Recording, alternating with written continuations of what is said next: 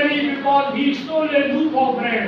उसने किसी दुकान में से एक रोटी का टुकड़ा चला दिया था ब्रेड का, इसलिए उसको बेच दिया। बोला गलत था ना, रोटी चिपके ऊपर। तो ये और एक पॉइंट थी, a king was said his checks were read. He ate and drank with the others and finished over at night. 2 doctors came by his food. They did him no good. So he cuts off their heads and sent to the city. ये काफी patient line थी। जब उन्होंने आशा हरिराम थे teacher किसके, उन्होंने कहा कल जो इसको सुना देगा वही तो असली सपूत है, और जो नहीं सुना वो असली कपूत है। उन्होंने अब आगे सब रात में लगे रहे, हमने क्या कपूत नहीं हम समझ नहीं आया भाई, एक तरफ कपूत होगी गिनती होगी, एक तरफ कपूत होगी। और हमारा अच्छा बेस था, हम अच्छे 8 बार छोटे, ठीक है। मैंने 59 लाइन याद कर ली रात को, 39 हो गई।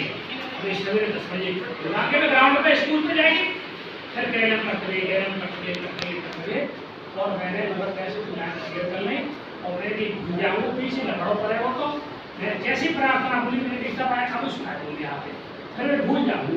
अरे ना सब बच्चे जैसे सोने वाले थे ना, तो सब कॉलेज के बच्चे में रोक दिए गए। सुनाइए, मैंने 65 लाइन की कविता की ओर वही और ग्राम सुना दी, फिर क्लास में कुछ ही क्लास में सुना दी, और उसकी 18 पंक्तियां मुझे हमेशा याद रहती थी। पर पिछले साल मुझे 160 डिग्री बुखार हो गया, तो चीजें थोड़ी सी धुंधली हो गई है, याद है। बाकी मुझे आज मसला कभी सुनाइया, तो वो हाई स्कूल दिया। तो जिस समय तुम हाई स्कूल में हो या 9th में हो, 11वीं में 12वीं हो, इस समय तुम्हारी मेमोरी सबसे बेस्ट फॉर्म में है। आज तुम जो याद कर लोगे उससे जीवन बनेगी।